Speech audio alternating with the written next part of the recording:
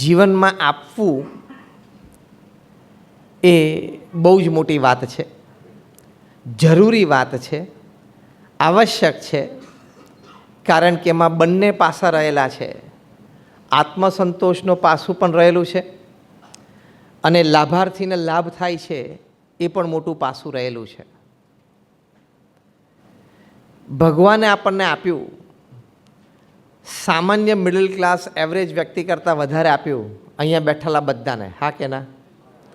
આપણને બધાને average middle class કરતાં ભગવાને ઘણું બધું વધારે આપ્યું છે. એ જે ઘણું બધું વધારે આપ્યું છે ને, એમાંથી 10% સમાજને પાછું આપવું એ આપણો નૈતિક ધર્મ છે. એ આપણે ન આપી શકીએ તો પશુમાં ને આપણામાં કોઈ ફેર જ નથી. અને આપવા માટેની રાહ નહીં જોવાની કે આપણે સિનિયર સિટીઝન થઈએ, 65 થઈએ, 70 થઈએ પછી કંઈક વિચારશું. કારણ કે ત્યાં સુધી પહોંચ્યા કે નહીં એની નિશ્ચિતતા હોતી નથી. એટલે દર વર્ષે આપણી આવક એટલે કે નેટ પ્રોફિટમાંથી 10% આપવું જ. જેમ આપણા વડીલો આપણને એક સરસ વાત કરતા કે ધર્મના કામમાં ઢીલ નહીં, ધર્મના કામમાં ઢીલ નહીં, એ આપવાનું. એટલે આ સેન્સ ઓફ ગિવિંગ આપણા દરેકના હૃદયમાં છે, પણ હૃદયમાંથી પોકેટ સુધી પહોંચતા વાર બહુ લાગે છે. નજીક નજીક જ છે બે, જો હૃદય અને પોકેટ બે નજીક નજીક જ છે, પણ પેલું બહાર આવતા વાર લાગે છે.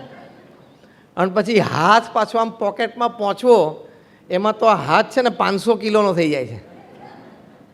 અને ધારો કે પહોંચ્યો તો અંદર પેલી નોટ પડી હોય ને 500 1000 જે કંઈ થપી પડી હોય, એ પેપર તો આમ બહુ લાઇટ હોય છે, પણ એ પાછું 500 કિલોનું થઈ જાય.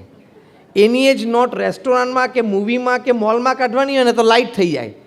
એની જ નોટ ક્યાંક ડોનેશનમાં કાઢવાની તો પાછી બહુ હેવી થઈ જાય છે. કારણ કે we have not perfectly understood the cycle of nature. We have not understood the purpose of God giving us something beyond the ordinary middle class. ભગવાને આપણને સામાન્ય મિડલ ક્લાસ કરતાં વધારે એટલે આપ્યું કે ભગવાને વિશ્વાસ રાખ્યો આપણી ઉપર કે આને હું થોડુંક જે વધારે આપું, એ જે થોડુંક વધારે આપ્યું છે ને એમાંથી 10% આ લેસ પ્રિવિલેજ માટે વાપરશે, એવો વિશ્વાસ રાખીને આપણને આપ્યું. હવે ભગવાનનો વિશ્વાસઘાત કરાય નહીં. એ આપણે ન આપીએ તો આપણે ભગવાનનો વિશ્વાસઘાત કર્યો કહેવાય. આપણે સ્વર્ગમાં પહોંચીએ ત્યારે ભગવાનને એમ ના થવું જોઈએ કે તને વધારે એટલે આપ્યું હતું કે તું કંઈક લેસ પ્રિવિલેજને આપ, મેં તારી પર વિશ્વાસ રાખ્યો હતો તે મારો વિશ્વાસ તોડ્યો. અને રૂપિયો પણ સાથે લઈ જવાનો નથી. હું જ્યારે આ બોલું ને ત્યારે બધા ના પાડે છે, બોલો. પણ પછી જ્યારે મુખ્ય જગ્યાએ હા પાડવાની હોય છે ને ત્યાં પાછા હા નથી પાડતા. પ્રમુખ સ્વામી મહારાજ એક સરસ વાત કરતા, એક્ઝેક્ટ શબ્દો કહેતા, કારણ કે એમને તો સમાજને ખૂબ આપ્યું. એ પોતે કહેતા, સંઘરેલું ખૂટે, આપેલું વધે. સંઘરેલું ખૂટે, કારણ કે સંઘરી રાખો એટલે કાં તો ચોરી થાય, કાં તો તમારો પાર્ટનર દગો દે, કાં તો રાતોરાત પોલિસી ફરી જાય, અને કંઈ ના થાય તો નોટબંધી થઈ જાય. પણ ટૂંકમાં સંઘરેલું જાય પણ દીધેલું વધે. કેમ વધે? કે તમે આપ્યું એટલે સામે એક સર્જન થયું, એક ઇન્સ્ટિટ્યૂટ ઊભી થઈ, અથવા તો ઇન્સ્ટિટ્યૂટને પોષણ મળ્યું, એટલે એમાં લાભાર્થી વધ્યા, એટલે આપેલું વધ્યું. એ આ પ્રમુખ સ્વામી મહારાજ કહેતા. એ વાત બહુ એમની સાચી છે. 3 પ્રકારની સેવા હોય છે. એક લાઈફ સપોર્ટિંગ સર્વિસીસ, એટલે શું? લોકોની લાઈફને આપણે સપોર્ટ કરીએ. નીડી હોય એને તમે ક્લોથ્સ આપો, તમે એને મેડિસિન આપો, તમે એને બીજી કોઈ સવલતો આપો, એ લાઈફ સપોર્ટિંગ સર્વિસીસ કહેવાય. એનાથી આગળ આવે છે લાઈફ સસ્ટેઇનિંગ સર્વિસીસ. તમે વ્યક્તિને એમ્પાવર કરો, એને સ્કિલ ડેવલપમેન્ટ એટલે કે એને સ્કિલ શીખવાડો, એને એજ્યુકેશન આપો, એને હેલ્થ માટે હેલ્પ કરો.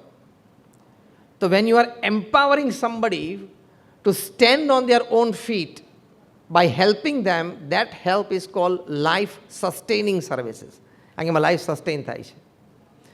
એનાથી આગળની છે એ લાઈફ એન્હેન્સિંગ સર્વિસીસ, જેમાં તમે વ્યક્તિને વેલ્યુ સિસ્ટમ દ્રઢ કરાવો છો, એને સમાજ અને દેશનો એક સારો નાગરિક બનાવો છો, એને તમે તમારા જેવો તૈયાર કરો છો. એટલે 3 પ્રકારની સેવા સમાજમાં ચાલતી હોય: life supporting services, life sustaining services and life enhancing services. 3ની જરૂર છે. જરૂર 3ની છે, બધા ઇન્ટરકનેક્ટેડ છે. જેને જ્યાં અનુકૂળતા હોય ત્યાં સેવા કરવી, જ્યાં તમને ફાવતું હોય, ગમતું હોય, તમારું માઇન્ડસેટ હોય, તમારું લીનિંગ જે તરફ હોય, પણ કરવી જોઈએ. કારણ કે the amount of money that you have in your bank account when you die is the extra work you did you shouldn't have done. And if at all you did, you should have used for a good cause. તમે લોકોને મદદરૂપ થાઓ એનો તમને પણ આનંદ છે. મેં કહ્યું ને, 2 બાજુ, આપણને આત્મસંતોષ છે ને સામે એક લાભ. My important point in telling is when you give, યાદ રાખજો બરોબર, when you give with your right hand, your left hand should not know that something was given by the right hand. એ આપણા વડીલો આપણને શીખવાડ્યું કે જમણા હાથે આપણે આપીએ તો ડાબા હાથને ખબર ના પડવી જોઈએ કે મેં આપ્યું. દિનેશભાઈએ જાફરાબાદ સ્કૂલનું કમિટમેન્ટ આપ્યું છે, એ ન બોલ્યા એટલે હું બોલ્યો. આવી સજ્જનતા જોઈએ કે એની કોઈ જાહેરાત નહીં, સાયલેન્ટ. અને આ જાહેરાત થઈ છે ત્યારે તમને પહેલી વાર બધાને ખબર પડી હશે કે અત્યાર સુધીમાં લાઈફમાં એમણે 15 કરોડથી વધારે આવી સંસ્થાઓને 15 કરોડ રૂપીસથી વધારેનું ડોનેશન એમણે સંસ્થાઓને આપેલું છે. કેટલી મોટી વાત કહેવાય. અમારા સંતો વાત કરે છે કે ભગવાને હવા આપી તો એની ઉપર ઓથોરિટી ના રાખી, કે લખ્યું નહીં કે આમ આપણે ધારો કે આમ શ્વાસ લઈએ છીએ તો અવાજ આવે છે ભગવાનનો. ભગવાન એમ કહે છે મેં તને હવા આપી છે, મેં તને હવા આપી છે. કંઈક અવાજ ભગવાને મૂકી દીધો તો આવત.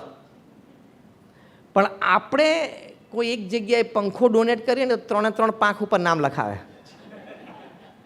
હવે હવા તો ભગવાન આપી, તું કે હવા નથી આપતો. તે ખાલી એક મિકેનિઝમ વચ્ચે ફિટ કરી છે. એક પંખા ઉપર પોતાનું નામ, બીજા પંખા ઉપર એની માતાનું નામ, ત્રીજા પાંખિયા ઉપર પાછું એનો પિતાનું નામ, અને 3માં પાછા 3 નામ હોય. લગભગ 5-6 પેઢીના નામ એક પંખા ઉપર આવી જાય 400 રૂપિયાના પંખામાં. હા, એટલે નામ માટે ન આપવું, નહીં તો તમને આનંદ નહીં આવે.